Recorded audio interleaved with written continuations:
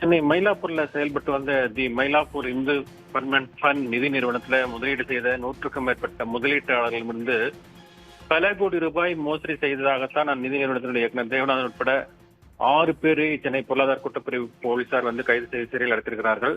இந்த வழக்குல தான் ஜாமீன் கேட்டு தேவநாதன் 3வது முறையாக சென்னை உயர்நீதிமன்றத்தில் மனு தாக்கல் செய்திருந்தார். இந்த வழக்கு கடந்த முறை விசாரணைக்கு வந்தபோது நீதிமன்றத்துல தாக்கல் செய்த சொத்துக்களை முடக்குவதில் தங்களுக்கு எந்த ஆட்சேபமும் இல்லை என உரிமையாளர்களிடமும் நிறுவனங்களிடமும் ஒப்புதல் பெற்று அறிக்கை தாக்கல் செய்ய உத்தரவிடப்பட்டிருந்தது. இந்த நிலையில தான் வழக்கு மீண்டும் நீதிபதி ஜெயச்சந்திரன் முன்பு இன்று விசாரணைக்கு வந்தது. அப்போது தேவநாதன் யாதவனுக்கு ஜாமீன் வழங்கினால் அவர் சாட்சிகளை கலைக்கக்கூடும் என பொருளாதார குற்றப்பிரிவு தரப்புல ஆஜரான அரசு கூடுதல் குற்றவியல் வழக்கறிஞர் முனியப்ராஜ் வாதிட்டார். இந்த வாதத்தை ஏற்க மறுத்த நீதிபதி கடந்த ஓராண்டுக்கும் மேலாக தேவநாதன் யாதவை சிறையில் அடைத்து வைக்கப்பட்டிருந்தாலும் விசாரணையில் எந்த முன்னேற்றம் ஏற்படவில்லை என்று தெரிவித்தார்.